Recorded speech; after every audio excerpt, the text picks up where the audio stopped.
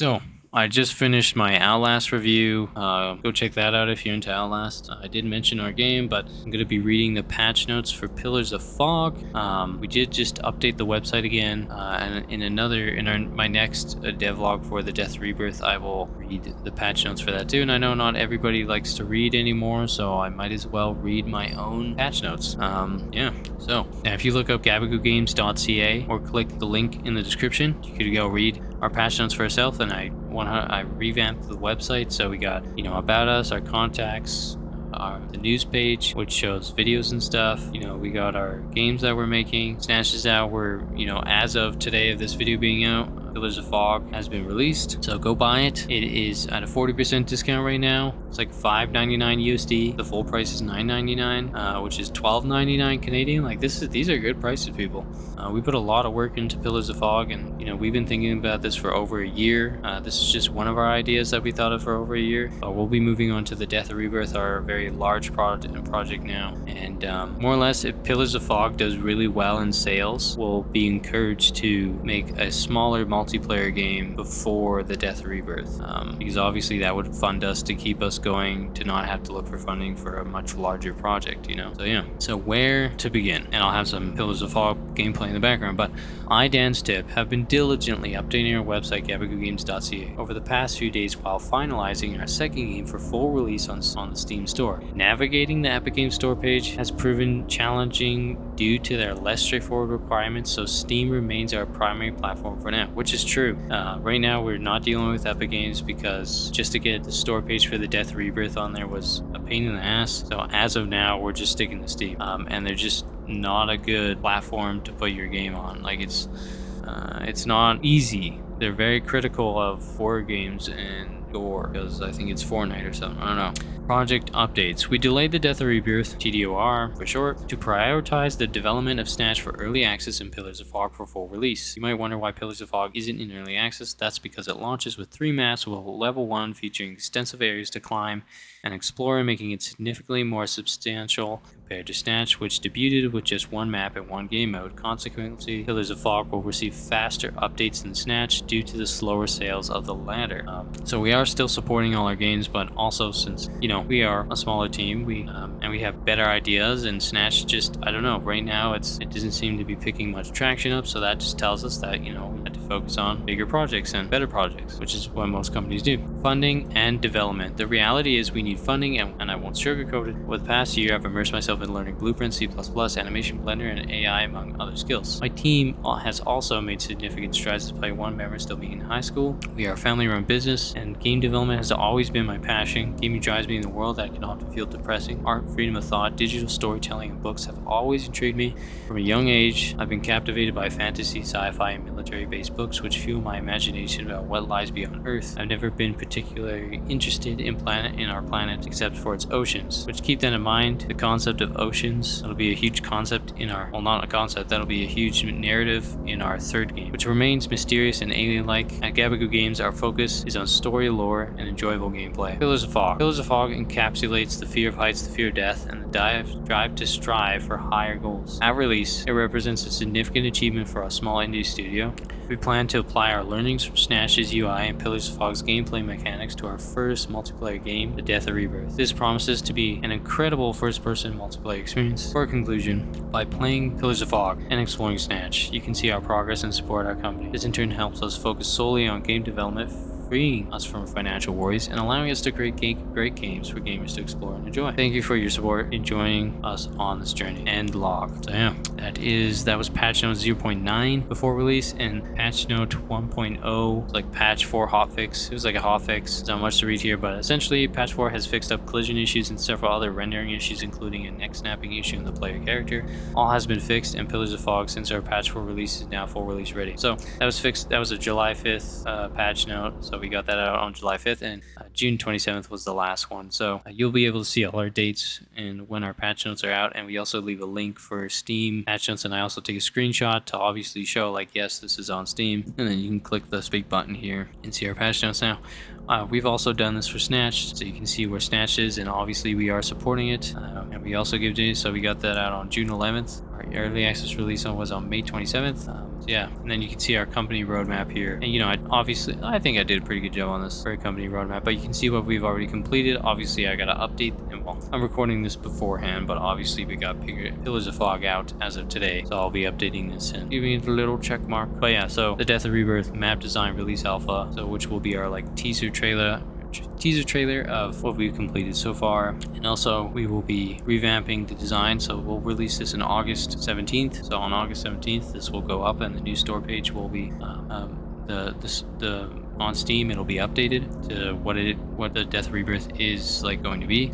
And then we'll also be starting a Kickstarter in this month. So in August we will start it, or if we need to wait because, you know, I don't really know all of Kickstarter's policies currently, we might start the month after. And then our first beta. So our first beta is either going to be out this year or next year. If we obviously make enough sales from Pillars of Fog, we will delay for our bigger game. We'll delay these 4 things, and we'll be updating our roadmap and doing a smaller multiplayer game. These obviously from doing smaller games, if Pillars of Fog like common sense wise, if Pillars of Fog being a smaller single player game sells really well, that tells us, hey, people do and are interested in a smaller single player or smaller games single player. Let's move to multiplayer and also do a smaller project. So because after Pillars of Fog we probably won't do any more single player games for a while. It's just gonna be multiplayer. So yeah, that is where we're at, but you can read more about us on our website. If you have any gripes or anything with the way we have our website, if it's hard to read anything, if you do check out our website, just let me know. But we have all our information here, and you can find out everything about us, all our games.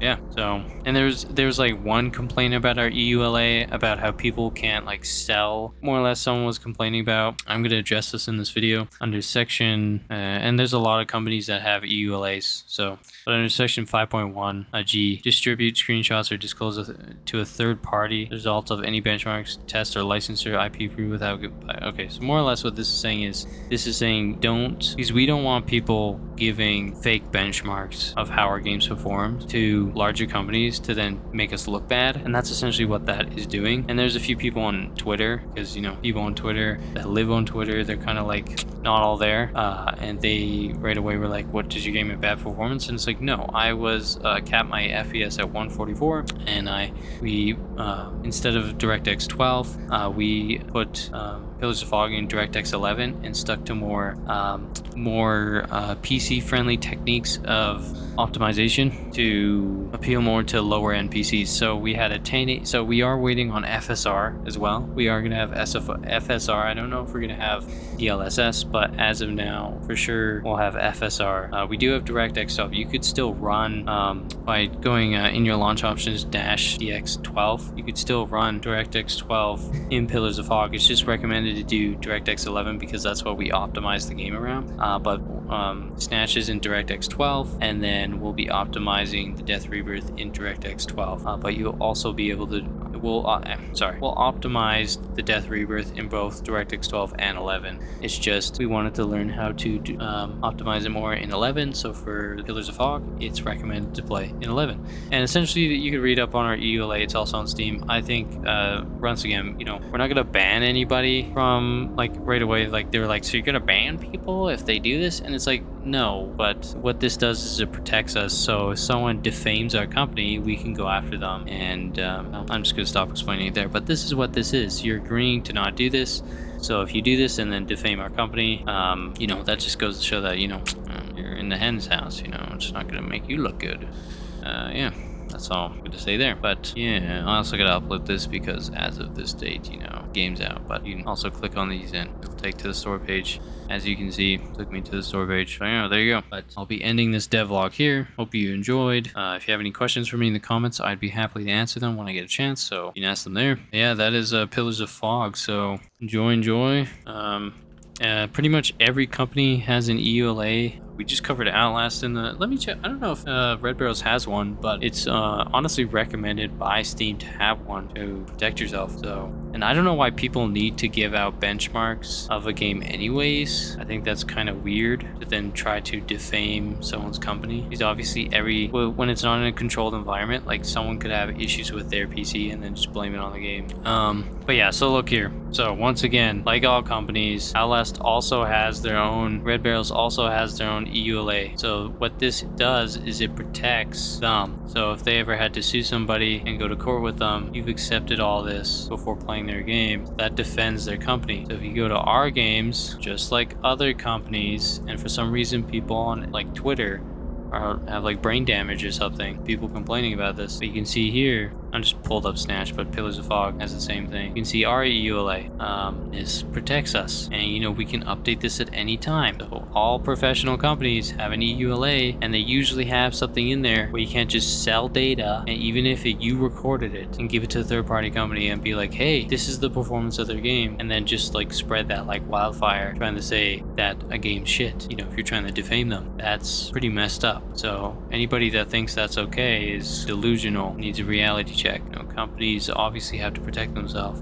It's like when gamers actually thought they ever owned. I seen this video of this Australian guy, and in Australia they sued Steam 1.6 million to be able to refund a game at any time. Can you believe that? After the 2-hour mark. That's actually insane. So they could spend 3,000 to 10,000 hours in a game, refund it, buy it again later, refund it, and then, you know, they keep getting their money back. Like, that shouldn't be legal. But apparently in Australia, you know, I mean, they originated from criminals. That's okay. And I was watching this guy's video, and I don't remember, you know, and I mean, first of all, the CIA... For people that take things out of context, no, Dan has nothing against any nationality. He's pointing out the absurdity of going after Steam for 1.6 million after the 2-hour mark, and how the Australian government is abusing the power they have and stepping onto the USA by thinking they deserve to go past that 2-hour mark, where other countries around the entire world do not get that privilege.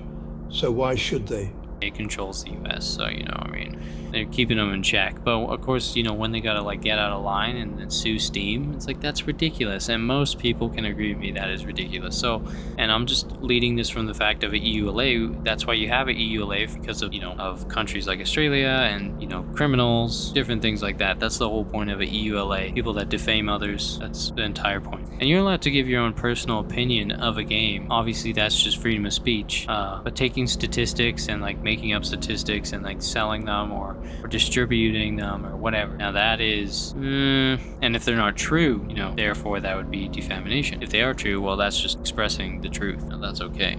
So yeah, and then he was going on about how he believes when there were still like discs that you owned games. You never owned games. Even with a disc, you got a key. There's a key attached to the disc, so like a license, and you are the licensee, and the licensor are the people that made the game. I believe. Hold on.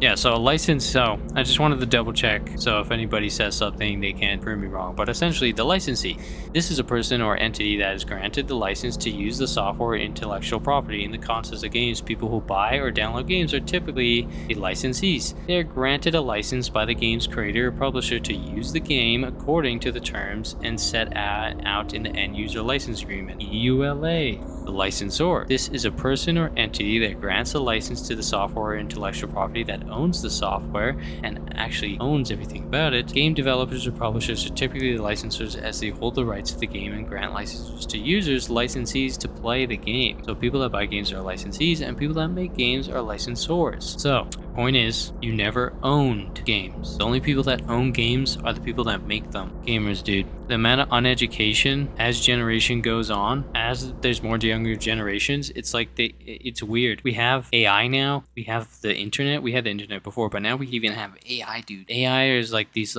massive libraries of knowledge where they can instantly grant you the knowledge you need. AI is becoming efficient now, and the people scared of AI are stupid, and the people that don't take advantage of it are stupid as well. You know, and it's essentially it's a resource everybody should use. But I'm going to conclude my devlog here. I just was pointing out how the idiocy. That's why, you know, we won't answer, even if they're positive comments. Usually, most time, I mean, yeah, if they're positive comments, we'll be like, hey, thanks, you know, whatever. But you know, whenever they're negative comments on X, even though we are posting a lot on there, our company, Gabagoo Games, looks to us, follow us on X. You know, we're a verified company. You can tell that we are.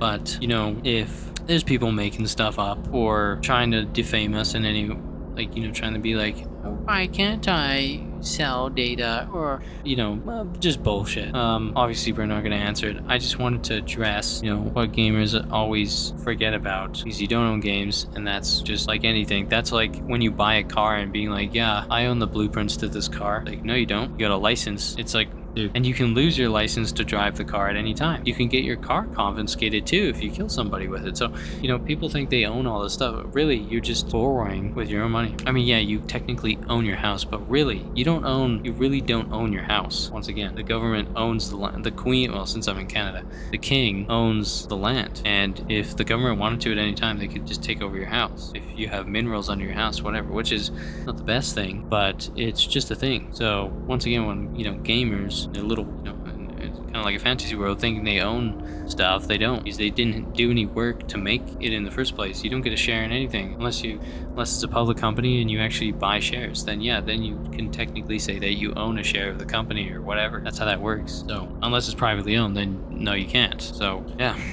Get educated, people. Get educated. I read these dumb comments all the time, and they make me deeply sad, because I wish more people weren't so dumb. We need smarter individuals in this world. So do your research before commenting. Anyways, devlog, goodbye. Well, it seems like this video has come to an end, and if you want to support Dan further, make sure to hit that join button, subscribe, like and smack that bell button.